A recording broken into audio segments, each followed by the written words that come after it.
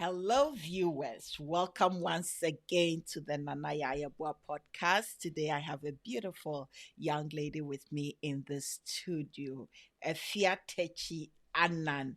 Efia, welcome to the Say, Nana.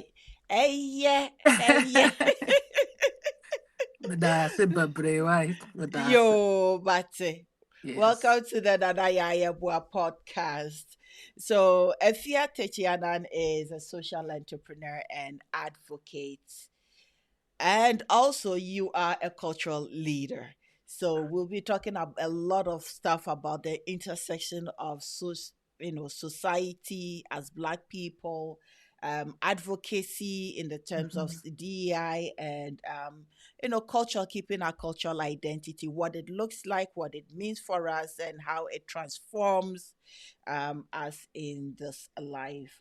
So Efia is a dedicated social entrepreneur and advocate committed to uplifting Black communities. She's the founder of Roots of Empowerment. Hey, Roots of Empowerment, empowering Black youth through identity affirming programs and African royalty, celebrating African heritage through cultural products and workshops.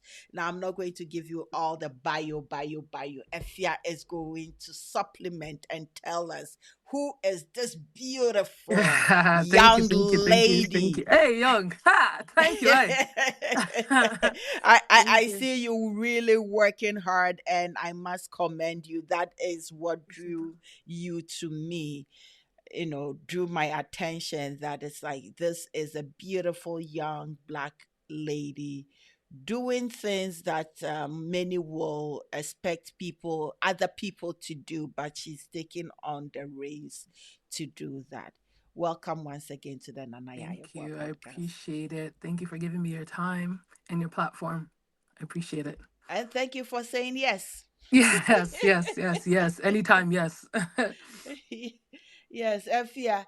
So let's get into it. So for those who don't know, and anywhere you see the name Efia or Efua, you are Yeah. a Friday born. Friday. Proud Friday born. Yes, Efia Sechua. Efia Sechiwa. Yeah. So do you know the meaning of Sechiwa? So Sechua was given to me as my father named me from his father. So Sechi being the male version and Wa being the female version. So my understanding is that it comes from my family name. I know that other maybe Fantis also carry that name, but it was a Mm-hmm. family name given to me. Okay. I don't know the meaning of Sechi, Yeah. but with every Akan name, there is a deeper meaning too, or the Yes. story of how the name came about. So Yeah. that's why I asked that question. Yes. So, what's in the name? Your name carries a lot of meaning. And Yes. My ancestors, the history behind my name, what my family has done, mhm, and all of that is within me, and it's up to me to carry on that legacy and yes. leave things for my children also to carry forward. So it's something I take very seriously. So, you live your life in purpose and intentionality. Absolutely. So, let's talk about your community engagement and advocacy whilst we're on the building legacies. Yeah. I do a lot of different things. I started advocacy has been something I've always done, community engagement stuff. My parents were both TDSB teachers, so Toronto District School Board teachers. And so going through school, I grew up in an area that was predominantly white. And so there was a lot of advocacy my parents had to do for me and my siblings. So I'm one of four. I'm the middle child, second born. You know what that comes with, but yeah. So um, they did a lot of advocacy. They were very vocal Mm-hmm. as outspoken people, but also knowing the education system, knowing that Yes. their children were potentially being railroaded, or there Mm-hmm. was injustices. So I first came to understanding what advocacy was through my parents, and knowing that I had to find my own voice. And then now as a parent, also having to do that for my children, but then also feeling responsibility for the Black community. I like to say, as Issa Rae said, I'm rooting for everybody Black. So for me, it's not just about my children, it's about the community children, going back to African centered thinking, right? It's the community. It's not just my child that I birthed, but the other Black child that's there that I'm also responsible for as a Black woman, right? Mm-hmm. And so my advocacy really began in a means of finding my voice for myself, but now becomes something that I feel like I have to do for our community. Nice. Thank you. Aside from this community thing, also, you also have a business. You are a CEO, a boss Yes. Yes, lady. me. Yes. And it's called African Royalty. Why Yeah. the name African Royalty? What do you want it to represent, or what does it represent for you? So let me first off by saying that like I would never call myself a small business owner. I'm an entrepreneur. I'm an idea Yes. person. So African royalty is probably about my fourth business idea. And I started this back, it will be 11 years this year. Mm-hmm. And it started with a trip to Ghana. And going to post office, a Poku Trading Center in Kumasi, Mm-hmm. and buying things to bring back to my friends and saying, hey, like, there's money here, Skawo. Like, let me go and let me sell some of these things. So it started off with wanting to bring the culture of Ghana back to North America where I live. Mm-hmm. Um, um, and showcase it. So this was 11 years ago. So I was really young, um, and I just wanted to spread my culture. So African royalty was born from that. As Africans, we are royal, and I want the Black people in the diaspora to kind of remember themselves. I find that the other Black people I live around, over here on the West, have lost this connection to where they're from, and are taking on an identity that others want to impart on them in order to make them feel lesser than, right? Mm-hmm. So it's about empowering you to feel confident in who you are and showcase the beauty of where you're from. Mm-hmm. So that's the meaning behind African royalty, and it's evolved. As you guys can see, I know I'm into apparel. Okay. So this is one of the pieces. It's a sweater that has African royalty with the outline of Africa with kente print. And it was Yes. very important to me because kente print is one of the staple pieces of African culture and identity. And if you see it anywhere, any African, for the most part, can identify it as an African fabric. And that's what I want. I want people to um, be proud of themselves and represent who they are without even having to open their mouth. It's on Mm-hmm. who I am. It shows. And me as a person just embodies me. If you ask anyone around me, I'm everything Africa. I'm everything Africa. So all the businesses and everything that I'm opening now has something to do with that. And I've kind of Mm-hmm. become the person that people go to when they want information about, okay, I want to do this in Ghana. I want to travel to Ghana. What is this like? What can I do here? Mm-hmm. I want to purchase this. They come to me. And it's crazy because all of this began really in high school when I started selling cupcakes and Yes. chocolate lollipops as an entrepreneur. It was called Efia's Cupcakes and Things, and I Hey, was selling. hey. Hey, Okay. I was baking stuff and bringing it to school to sell to my teachers and my classmates, and then Mm-hmm. somebody went and told the principal. So that business had to end, but it's okay. That was my first introduction to entrepreneurship. So That's good. That's good. So yeah, you got a hustler in your blood. I'm telling You you. uh, pure Ashanti woman. You got it in your Ah, blood. I yes, say yes, yes. Asante kotoko ukuma pema pembeba. Ish, ish. You see, So yeah, it's in me. My mom also used to have her own store. My grandma used to go to Obuasi where her family's from, and Mm-hmm. bring things and sell outside their house. So it's really and truly within me to be a hustler, to be a businesswoman, Yeah. and just do all of those things while also being a mom. So Mm-hmm. Mm-hmm. yeah, Nice. So let's talk about this the state of our black communities and social justice, because that is one, aside from the business aspect, you are truly involved in our yeah. community with roots of empowerment. Um in your experience, what are the biggest challenges facing our black communities now? Loss of identity. We Mm-hmm. don't know who we are, and therefore it's impossible for us to mobilize together. Um, we are all working, and those who are aware of themselves, we're all working in silos. So um we could be doing great work, but because we're doing it individually, You and I could be Mm-hmm. doing the same thing. Instead of us to come together and team up, we are doing it individually. And it makes it harder. And two great minds that come together can make a beautiful thing, a bigger, beautiful thing. But we don't do that for the most part, you know? And we have to understand that whatever's going on in our society, those in power are never going to give us the tools we need to dismantle their power, to get rid of Mm-hmm. oppression. Mm-hmm. So it takes us coming together and building up our own communities to actually break free and get us to a point where we're not begging for mercy. We're not begging for civility. We're not begging um, to be treated as human beings anymore. We are doing our own things for ourselves, building our communities for us, by us. And I think these are things that the Black community has to be thinking about. Um, so, right now, yes, it's a loss of identity, not understanding who we are as a people, how to truly work together in a meaningful way that is pushing us forward, right? And there are people doing this work. There, I won't say Mm-hmm. nobody's doing it. There are people who are really doing this work to connect us all. But I think for the most part, we all need to come together and think about it. And then there's just people who don't feel like this affects them. Whether that's because they have another intersectionality where maybe money makes them feel like they aren't as vulnerable to some things that maybe somebody who doesn't have money is accustomed to.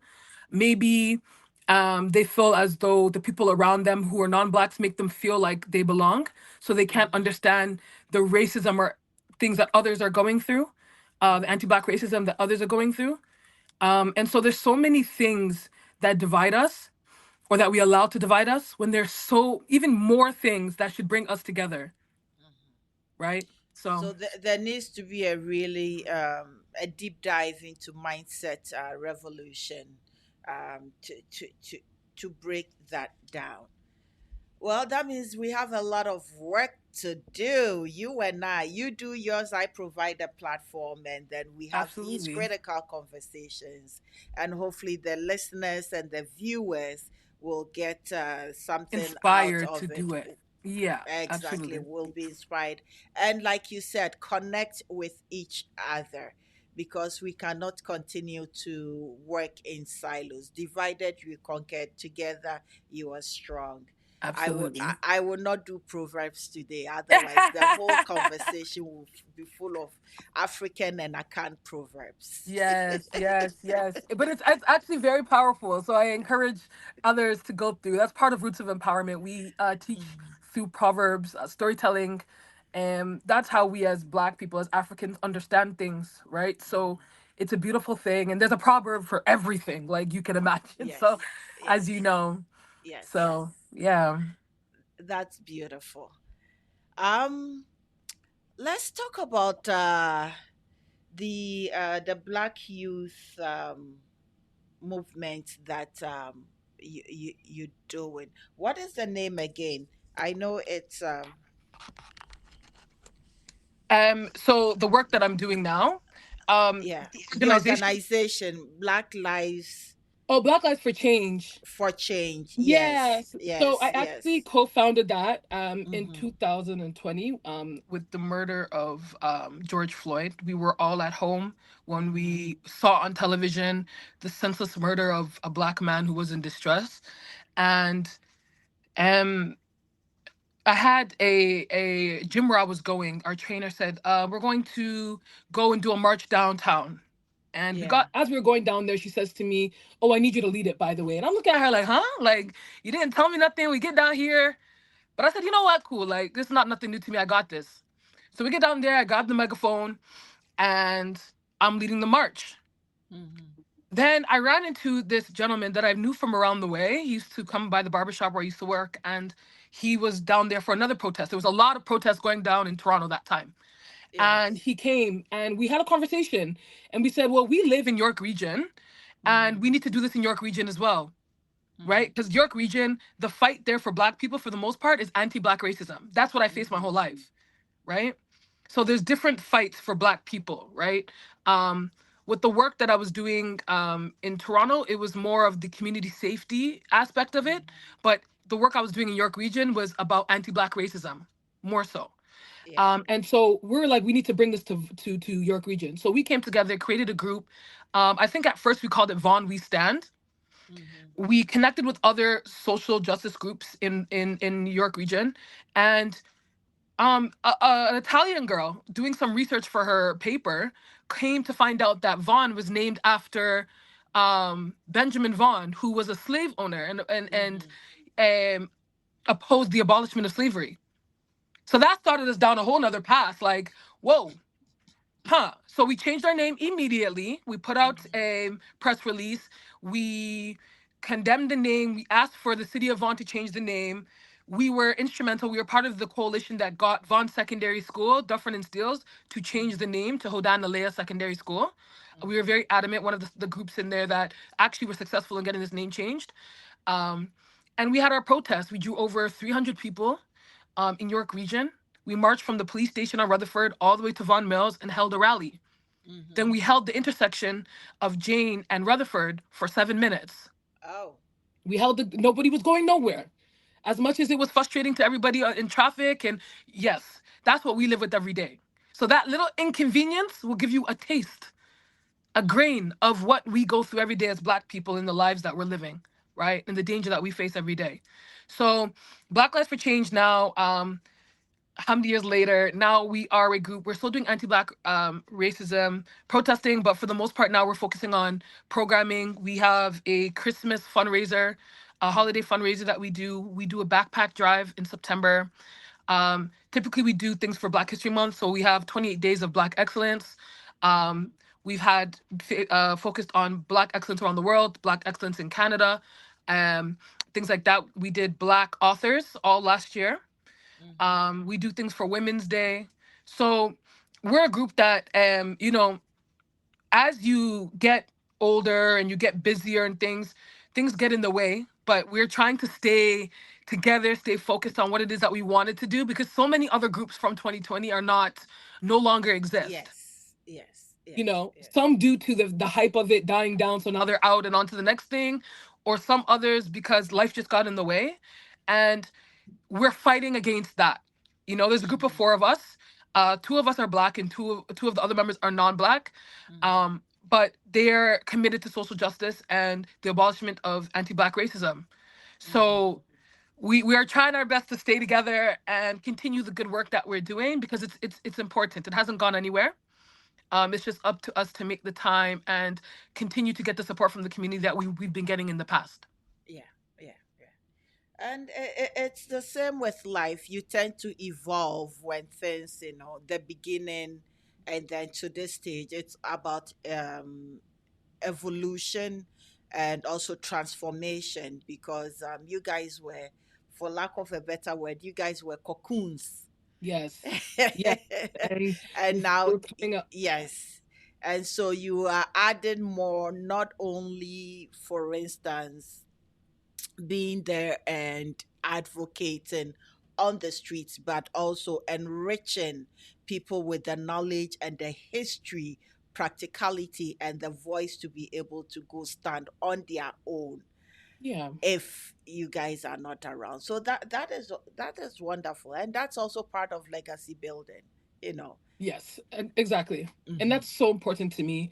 Um, I think ownership of your own things, doing the good work, all of those things are things that I need to leave for my children. So Mm-hmm. something about me realized that I couldn't necessarily work for people because I had too many grand ideas. And sometimes people are limited either by funding, maybe by their own thoughts, maybe by pressures from the community. And I'm going to say how I feel. So I'm going to do what I feel is right, you know? And so um having my own group, having my Mm-hmm. different organizations and different businesses was very important to me because I can help you build your dream, your legacy, but it will never Mm-hmm. be mine. It will never be something that I will be able to impart to my children, and that's important. So for me, having my ideas, and you need people to work with. There's no doubt about Yes. it. You need a community to do Mm-hmm. anything. So my idea is you bring people who have the same ideas as you. They help you build your dream. And when it's time for them to go, they go. And when they are building their thing, you lend your support to them as well. Your wisdom, your knowledge. your support just as a person, Mm-hmm. to help them build theirs, and so Mm-hmm. forth and so forth and so forth. You pay it forward, you know? Okay. Yeah. Okay. Nice, nice, nice, nice. So like right now you live in the GTA. Yes. Yeah. So like around which area of the GTA does a lot of your work revolve? So a lot of my work revolves around Toronto as right now. The Black Lives for Change was York region focused, but Mm-hmm. a lot of the work I was working for an organization in Toronto where we were working on community violence and community safety. So that's how I really got familiar with Louis March and the work that he was doing, and that's where I met Mm-hmm. him. I would say 2 or 3 years ago, Mm-hmm. and began doing the work. As I said, I'm for everybody Black and anything that helps Black people. So while I was working in Toronto, that took the form of um, zero gun violence. That took the route of Yes. community safety. Mm-hmm. And so looking after people's just basic needs to Mm-hmm. survive, right? And so, yeah, the work that I do right now with Roots of Empowerment is all of it's an Ontario wide thing, eventually a Canada wide, and then a worldwide thing. But right now we are in a Toronto school. We are working with the TDSB to bring our Mm-hmm. programming to more schools Okay. within Toronto. Okay. Nice, nice, nice. Cool, cool, cool. So, in line with what we're talking about, what systematic changes do you believe are most crucial for achieving some form or sense of racial equity? Yeah. So when we Remember, talk about I did not say equality because yes, there is this thing which has been there for a long time that we are chipping at slowly and gradually. So let me leave you a question for you. yeah. So equality and equity are two different things. Yes. Equal seems like equality means that everyone gets the same treatment no matter what. Equality looks at the different factors and the different intersectionalities and determines what makes things level or gives people an opportunity to get something that they typically wouldn't get due to Mm-hmm. the society that they live in. Right? It's two separate things. Mm-hmm. And I think people don't truly understand that. And then it becomes a thing where personally, when we're looking at systemic racism, how where do we start? Like it's such an overwhelming thing because when you think you've made one step forward, then somebody has pushed you back four, you know? And so you think, okay, cool. Um, Great work. The school boards have now realized they've accepted that their practices have been racist towards Black people. You've accepted anti-Black racism. Thank you. Great. Now you've put in place or given people positions within the school board that are superintendents of equity, diversity and inclusion. And in theory, they're supposed to be able to help others. They're supposed to be able to help Black people. But when the system itself has no intention of actually changing, putting a figurehead there, putting a token there, putting somebody who just wants to fit the status quo there doesn't do anything. It's all performative. Toffee. Aha. Something sweet, something small for the boys, something small for the boys, you know? So a distraction to make people think that they actually want change when they actually have no intention. What we need to understand as Black people is the master will never give you tools to dismantle his home ever, ever, ever, Mm-hmm. ever, ever. So often we're talking about how do we dismantle systemic racism, anti-Black racism. Hi, let's build our own stuff. Let's stop this. I'm Mm-hmm. so over it. As I was telling you, I even want to move to Ghana because the things that I'm seeing here is very defeating. Like it makes you feel defeated. Like I said, you move one step forward and they push you back four, Mm-hmm. because ultimately they're working just as hard as us to uphold what's going on. They just have to Yes. become more Yes. creative about how they do it because Yes. now calling somebody racist is even worse than being racist now, So Yes. so for me, we need to build our own things. I have a mentor. His name is Victor Bosoli, like a brilliant man. He actually lives in Mm-hmm. Ghana. He's not a Ghanaian. He was not Ghanaian by birth, but he is in Ghana with his family, beautiful 4 children and his wife. Mm-hmm. And he is doing the work through SETSI. So social inclusion through inclusion, I think. Social, Mm-hmm. yeah. So it's called SETSI. But he, um, an amazing man doing the great work, giving us opportunities for Black people to come in and find our voices. He said we need to think about farming. We need to think about owning our own grocery stores. We need to think about our own financial institutions. We need to think about education. We need to think about being lawyers. We need to think about being we have to have our own for our own. We're the only ones who can care for ourselves the way we need to be cared for. We understand ourselves. We want to help ourselves for the most part. So we need to stop all this. Let's dismantle this system and da da da. Keep it. You can't keep it. Fa. It's not for me. Fa. You know what he's saying, in a sense, what I can gather from it is that you are wasting your energy. Yes. Yes. Uh-huh. Yes. You have gone into somebody's farm and you want to say cut down whatever that they've grown. Yes. So instead of wasting your time trying to cut down what they've grown, eat from that farm. Wankasa nkasa koye wefu. Oh yeah, Go, with you. yes, What? go farm your own farm Uh so huh. that you can eat from your farm. Yes. It's so and also I think the other thing is it brings to mind one Dr. Suarez that I interviewed. It's like sowing seeds in somebody's garden. Okay. Yes, Okay. They'll let you so eat small. They will let you take small, but at the end of the day, they yes, still own it. The they day they still decide own it. they won't allow you to collect anymore. What will you do? What would you do? So Ah. we better learn how to sow seeds in our own garden. And I will tell you this, my dear. I am glad I started this podcast because invariably it's opened my eyes and my ears and my heart to many of our challenges and the different um, knowledge and wisdoms out there, the persons such as yourself that I never knew was doing the work, but is really mind, body, and soul is in the trenches Oh, I'm doing telling the you. work. Yeah. So I admire you for that. I truly, truly admire you for that. And keep it up. Keep it No, I up. appreciate It's them. beautiful. It's my Hmm. personal mission. I felt lost a couple years ago, and I realized that everything I've done in the past 10 years has something to do with benefiting Black people or uplifting Black people. My focus is Black people. That's my passion. That's my vision. That's my mission.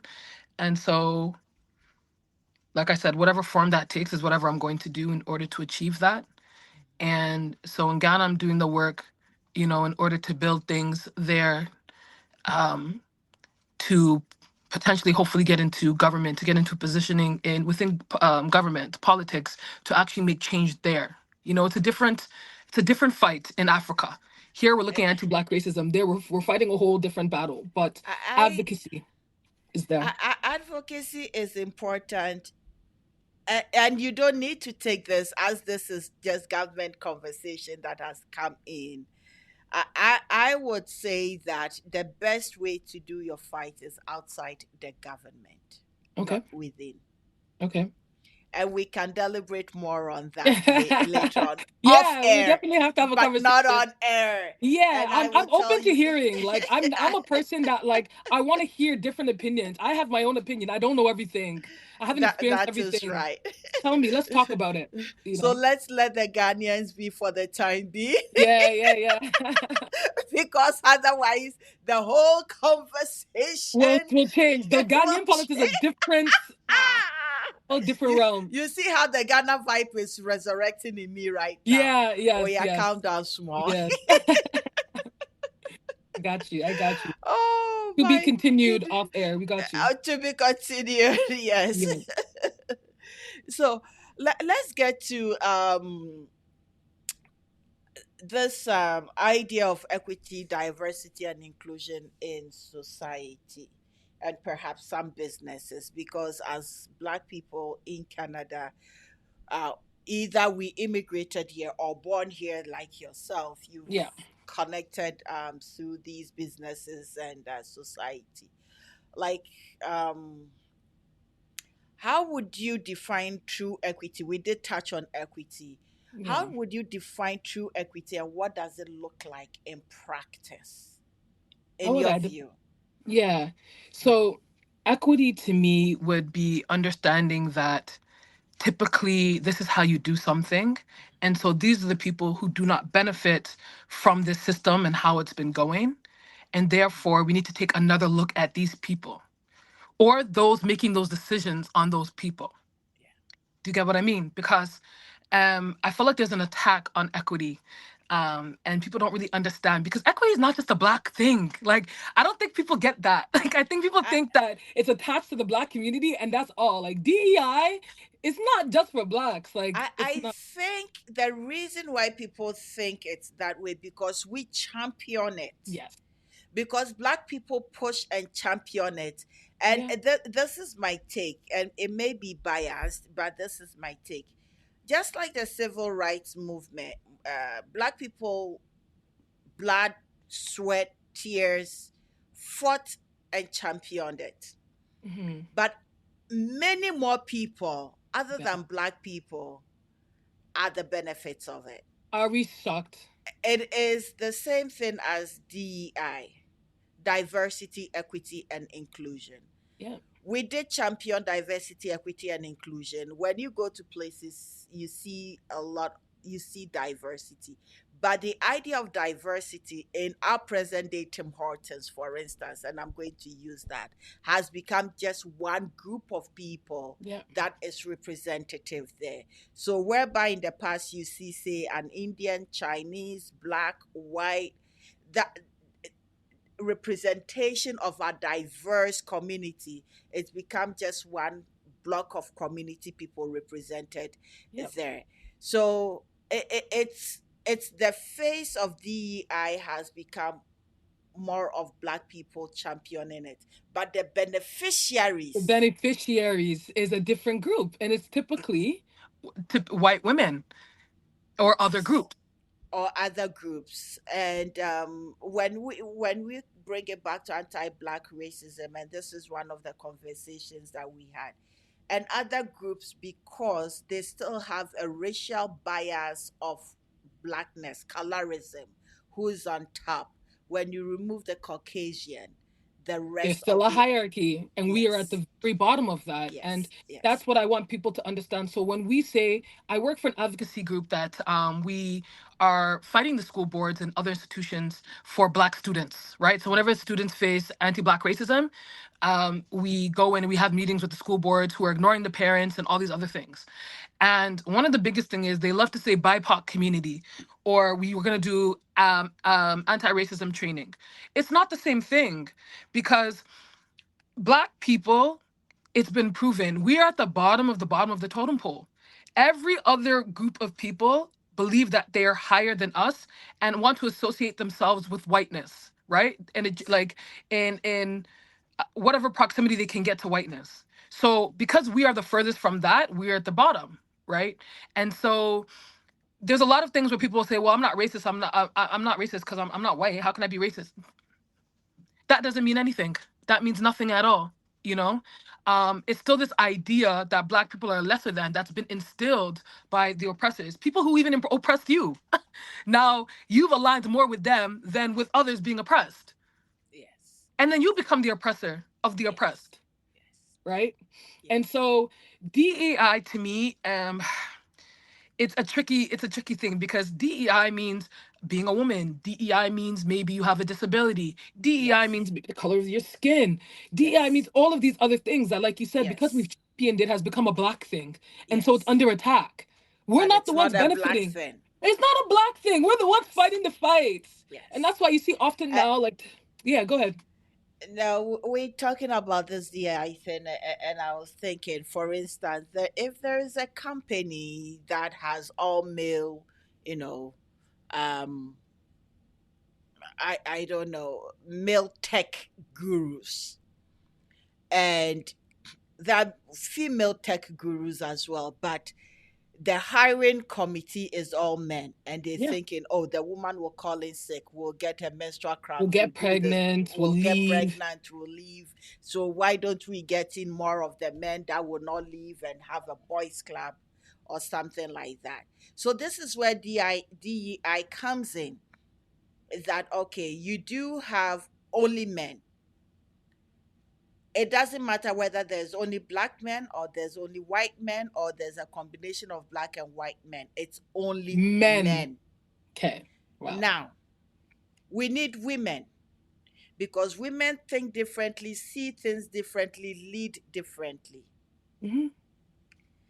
So this is where DEI comes in. That okay, for instance, if a company is going to expand, in your next expansion, if you are going to hire 10 technology or whatever they do, IT professionals, you need to add women to it. And Yep. this is how it looks like. There has to be about, 7 women, because we are looking at 2 women in leadership positions, 2 women in this position, 3 women in this position, and then the rest can be men. And these women are equally equipped So that's or the piece. probably more. More. So this is the part that I want to harp on. It is that piece. We're not asking you to put somebody in this position that they don't deserve or they're not Mm-hmm. a educated for or do not have the experience for. In fact, oftentimes those people that you dismiss have the same level or Or more more. education or experience than those who typically get those positions. So that's Yes. also the misnomer about all of these things, that it's being you're giving people jobs that don't deserve it. Yes. No, that's not the case. In fact, typically those in those jobs already, they didn't deserve it in the sense that they were given this because they held one intersectionality, right? They Yes. were a man. So they got it over a woman, right? Mm-hmm.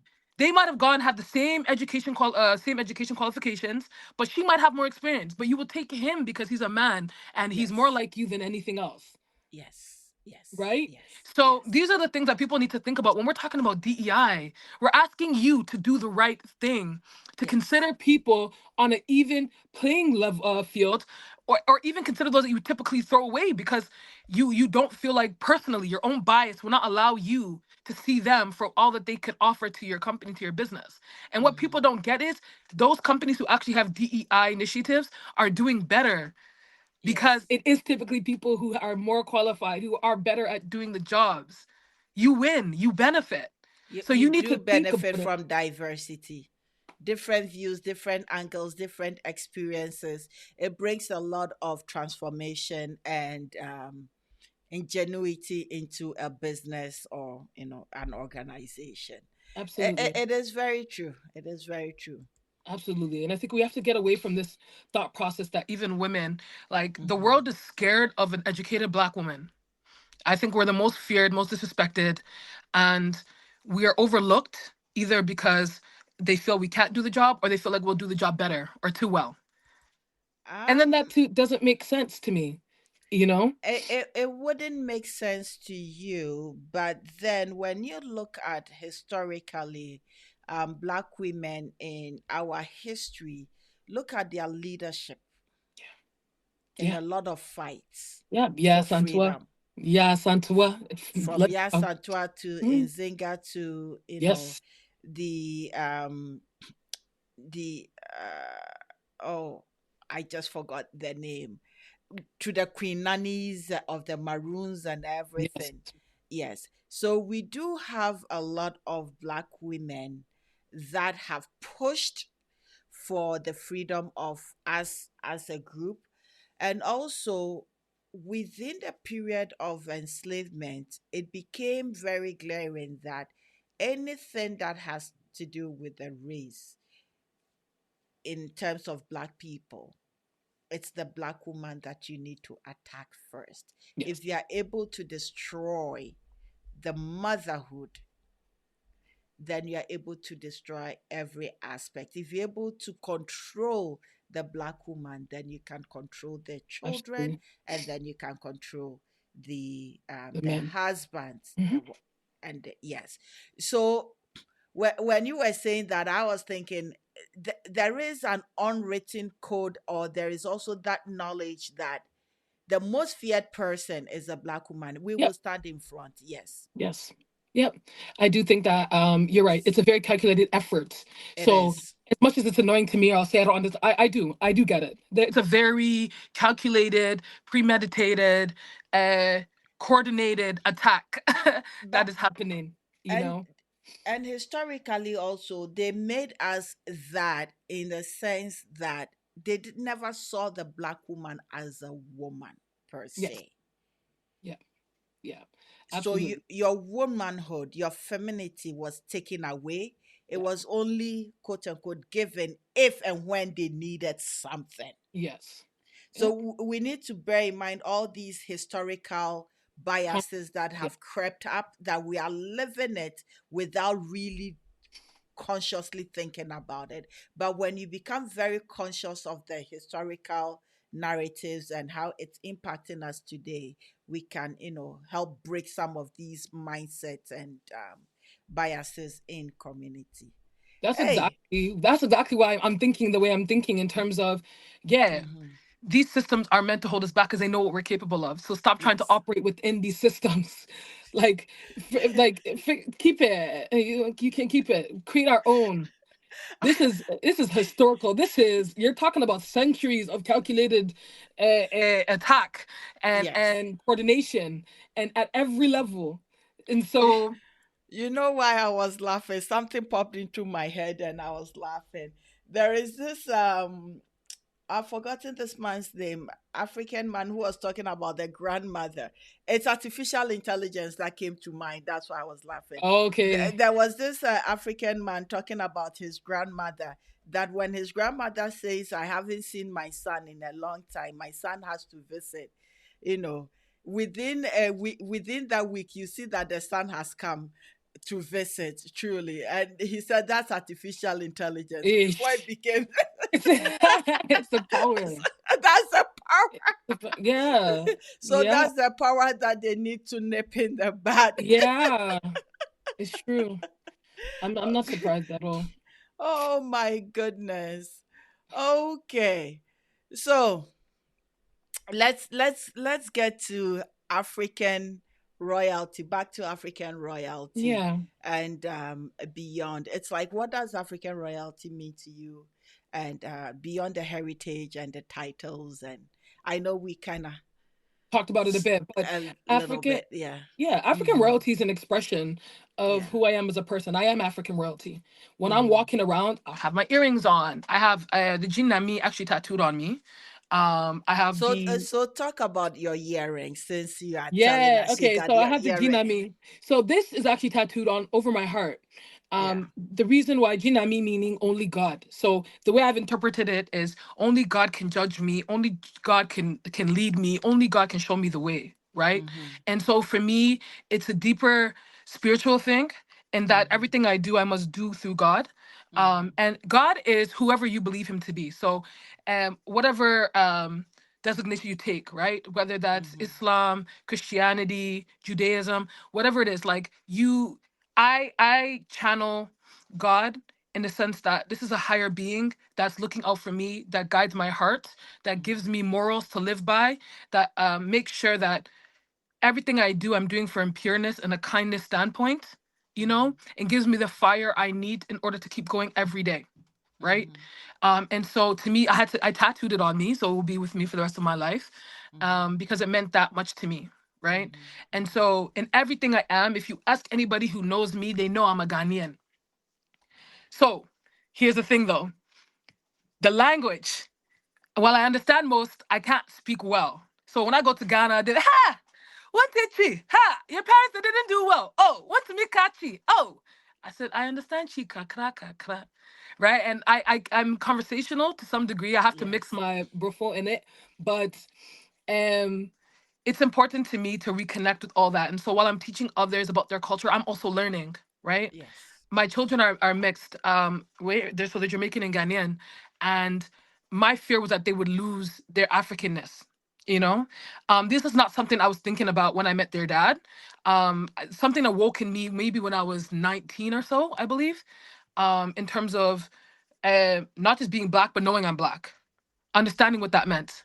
I don't think your children will lose their Africanness if you decide to teach them their roots both in Jamaica and in Ghana, because Yes, those two countries are so they're one. They're one. very Yeah, merged yeah, together. So there's a lot of linkages Yes.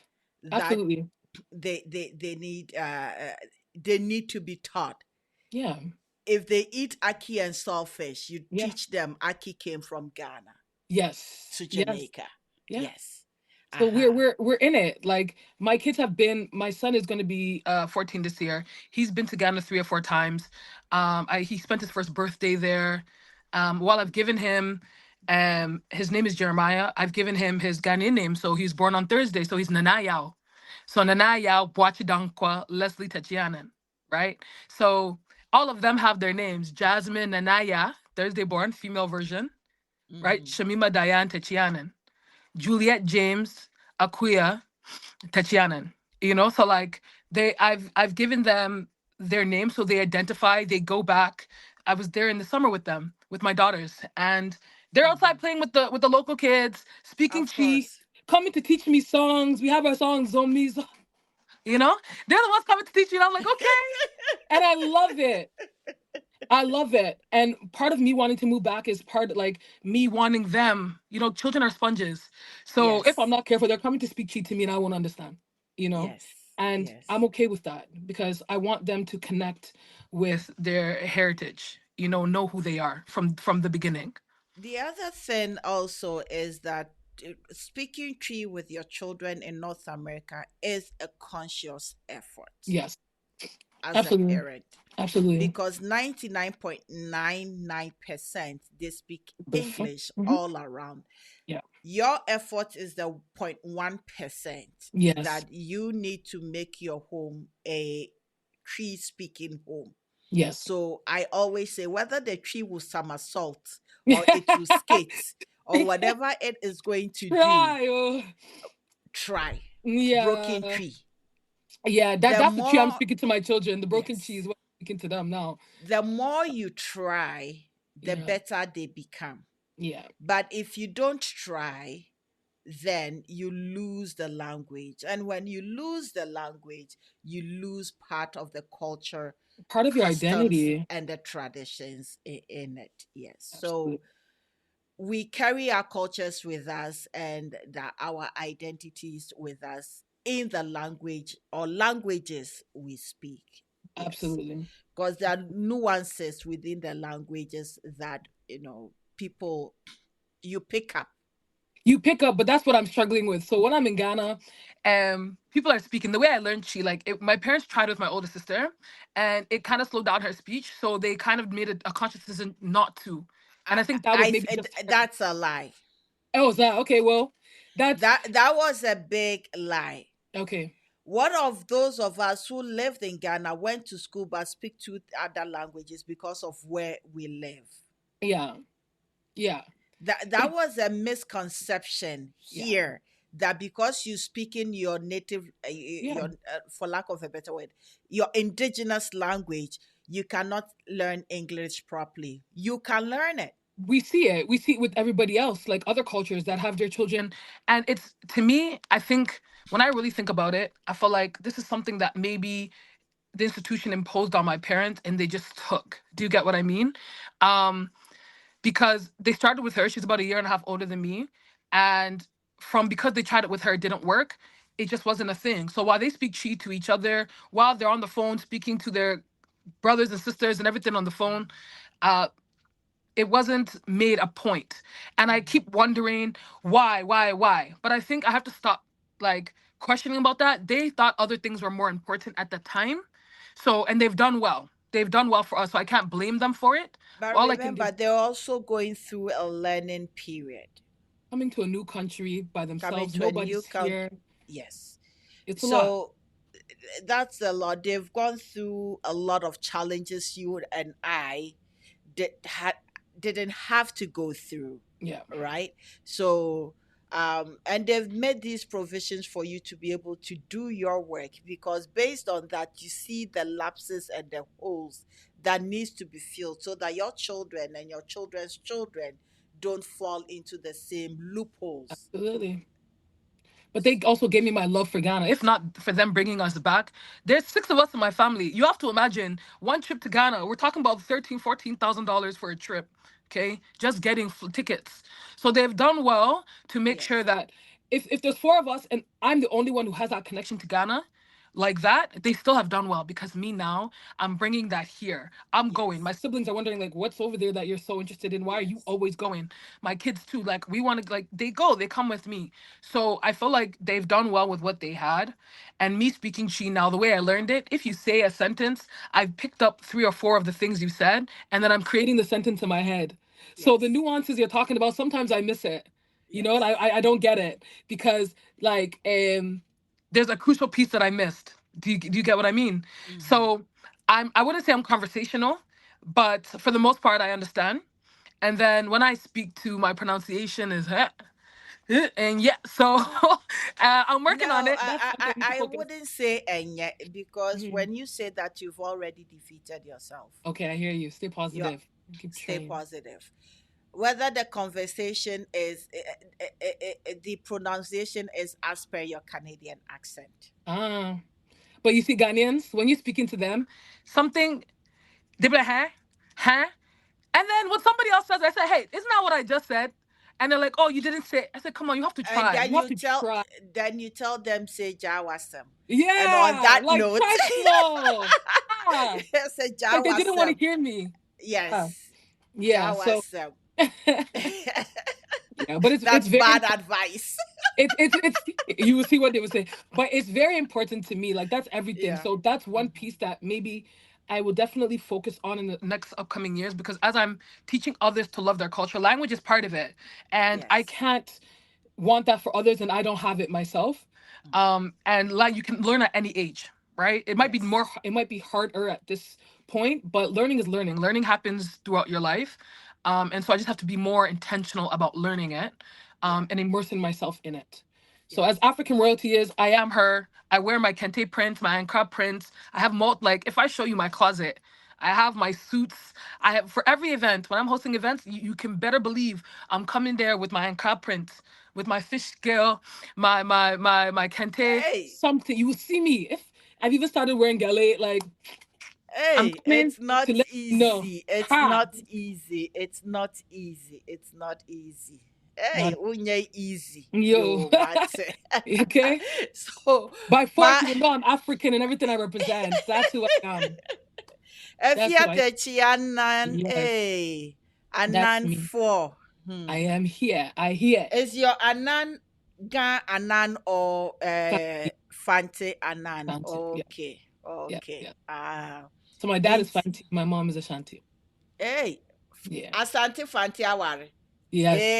Can you imagine? The work Hey, my dad had to do.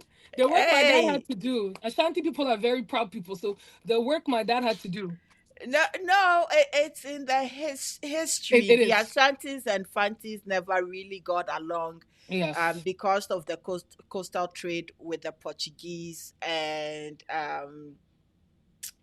if you know the war, Comantin Abanze, there was a big war there. It was between the Fantis and the Ashantis. The Ashantis wanted to take control over the coast. Okay. Ah, And the Fantis who are there were not having it either. we're That not having it. they're like, They had backup from the Portuguese yeah, then, yeah. And yeah. so now between the Fantis and the Asantis is a big thing. Wahala. Hey. And, and we also have these cultural biases that Yeah. Fantis are book long, Ashantis are like, very proud people. Yeah. The If we tribalism is crazy, but if we talk about branding and self-marketing, go to Ashanti region. They yes, they will they show live you and how breathe to be it. proud. Yeah. How proud they are of themselves and everything they're doing. I Yes. know. I So, know. Mami, oh Yeah. my goodness. Where can people connect with you and learn more about the work you do in the community? Well, so I have multiple streams. My email is info@rootsofempowerment.org. Mm-hmm. Um, you can connect with me there. On Instagram, my African royalty. And let me like message me if you want to work with me, if you have any advice. Um, if you are trying to immerse yourself in your own culture, if your children need that, um, I'm the one to reach out to. You know, I Hey. have that experience. I'm a diasporan, but identify more with being Ghanaian than anything else. Mm-hmm. And so yeah, my organization really is meant to help Black youth Mm-hmm. affirm their identities as Africans. And so you can reach out to me there, email or Instagram, or on LinkedIn, Efia Tekyi-Annan. Yes, that is where we connected Yes, and I'm so on appreciative. I'm thankful LinkedIn. for you. I'm thankful for you.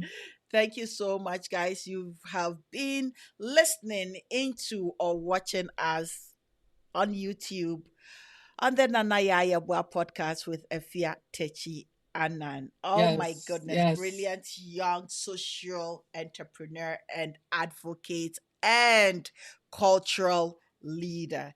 She says she is that and many more. So many more. Wear lots of hats, lots of she hats, lots of. wears a lot of hats, and I am so happy for you. I'm just waiting for the next 5 to 10 years, what you have up your sleeves for Yes, our community. yeah. Trust Thank me, you. I appreciate you.